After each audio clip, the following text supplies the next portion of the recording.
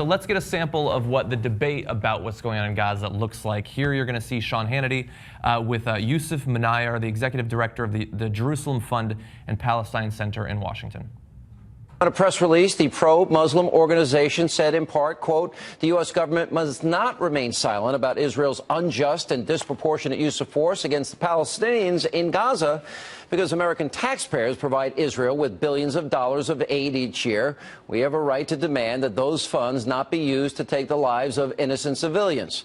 Now, interestingly enough, there was no mention of the terrorist group Hamas and their role in this conflict. After all, they started this conflict. So my question is, why is America's largest Muslim so-called civil rights group showing sympathy to terrorists? So you saw the setup right there. I love that he talks about pro-Muslim groups. That's the only group that it's like an insult to say you're pro. Yeah. What does that mean? I don't know what it means. Oh, a pro-Jewish group. What does that mean? That would be crazy, right? But like pro-Muslim is used as derogatory. But the whole framing is insanity. So if you support Palestinians or are worried about civilian deaths in Gaza, sympathy for terrorists. Right. It says it in the big graphic. He says it in his script. And then you show sympathy for terrorists. Okay, now he's going to go on. He's going to bring on a guest here, as John's going to explain. But the whole use of the word terrorist is insanity. I'll get to that after we watch this. Yusuf, let me ask you this. If I fire 1,600, 2,000 rockets into your neighborhood, I kidnap 3 children in your neighborhood, students, and I kill them, what do you think the proper proportionate response is? Well, maybe you should stop the ongoing, for decades-long military occupation of Palestinian territory. Okay, listen, before you question. We can take it back to the 1948 partition plan, and we can look at the 67 war, the 73 war, and the hostilities abroad to Israel. They did give land for peace 9 years ago. Now I'm asking you a question. If thousands of rockets are fired in your neighborhood, and kids in your neighborhood are kidnapped, what are you going to do? Sean, if the United States... Sir, I'm going to try to answer your question if you stop badgering me. Thank you. If the United States was invaded by a foreign military and besieged and surrounded, and the food that was coming into the United States was counted by the calories so that people would be put on a diet, as the Israelis claim. And bombs were being dropped. Sir, let me finish. Let me finish. You're justifying...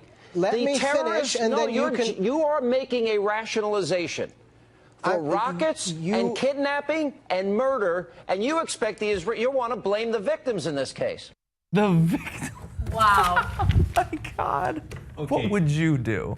I think that before the ground invasion, the death toll was literally at one point 500 to 1. Okay, now about 35 Israelis have died during the ground invasion, military predominantly. I think at least 2 civilians have been killed, but mainly military.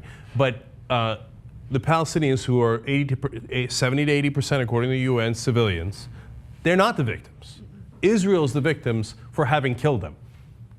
Okay, now you could just flip Sean Hannity's argument easily the other way and say, well, you know, right now... 4 boys that were on the beach that were murdered. So the 4 boys on the beach that are clearly killed, right? They're clearly not militants, clearly not Hamas. Every reporter that was there, Western reporters, all said the same thing. I mean, then we got over 800 deaths now. If you take, you know, the rough math there, that's over 600 civilians killed.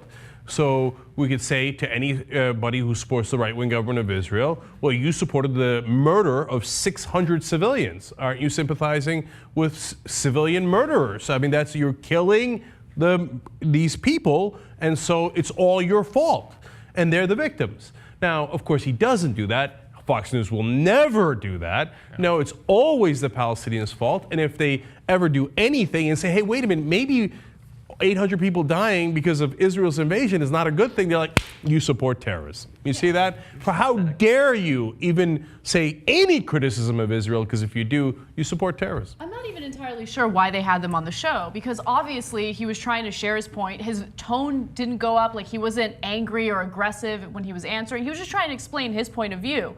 In the middle of that, as he's giving some facts and some points, He comes in there, Hannity does, and he just totally interrupts him and doesn't allow him to finish his point. Why didn't he allow him to finish his point? Is it because he's giving your audience actual information that goes against your agenda and the propaganda you're trying to give them? No, he's trying to incite the audience. He's trying to incite the guy he's interviewing to get him to yell back. That's all it is. And then so he can turn around and say, see, angry Muslims. Yeah. That's how they are. They're full of rage.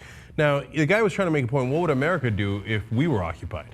Well, we know what Sean Hannity would do. If we're not even occupied, he had Cliven Bundy on his show all the time saying, grab your weapons against our government, okay? Imagine if another government was occupying us, how Sean Hannity would tell you to grab your weapons then. But it doesn't even take occupying them. Like we've seen just in the past couple of years, news from just this week. If Obama tries to limit the sale of antique firearms containing small amounts of ivory, then they are trying to take away your guns, and he's tyrannical and you need to take him out. If there's a mandate where you have to buy health insurance, then the tree of liberty needs to be watered with blood. Like, it doesn't take anything near occupation. Just like forcing them to have health care in the same way that they have car insurance is enough that they would be firing rockets into the White House. Like, they understand the situation entirely. If you say Happy Holidays as opposed to Merry Christmas, they say that atheists are trying to kill the baby Jesus. Like, we understand how they would react. Yeah. One more here. Let's watch this, and then we'll get even more angry. I want to ask Youssef a question. Is Hamas a terrorist organization? Do I get to actually speak now? You get to answer the question. It's a simple yes or no question. Is sir, Hamas... you invited me on here. Is sir, Hamas... You invited me on here as a I'm guest. asking you a question. Is Hamas, whose charter calls for the destruction of Israel, is that a terrorist organization? That's a yes or no question.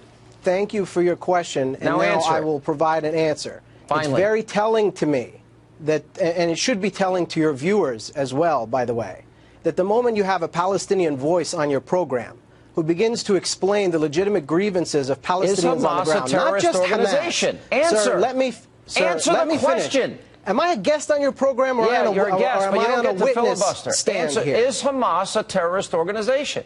The United States certainly considers Hamas a terrorist organization. Do you consider? I didn't ask what the United States think. I asked what you think. Okay. Can you hear? Look, if you think that we are going to have any progress in this situation by simply yelling at me, that's not really going to be helpful. Let me ask you nicely. Is Hamas a terrorist organization? Sir, a question at this point. Is Hamas a terrorist organization? Yes or no? Let me ask you a question, sir. No, you don't answer a question with a question. Is Hamas... What part of this can't you get through your thick head? Is Hamas a terrorist organization? Excuse me? Yes or no? I already answered your question. Yes or no? I already answered your question. You did not. You had your chance. You didn't say Hamas is a terrorist organization. So if you don't give the answer that I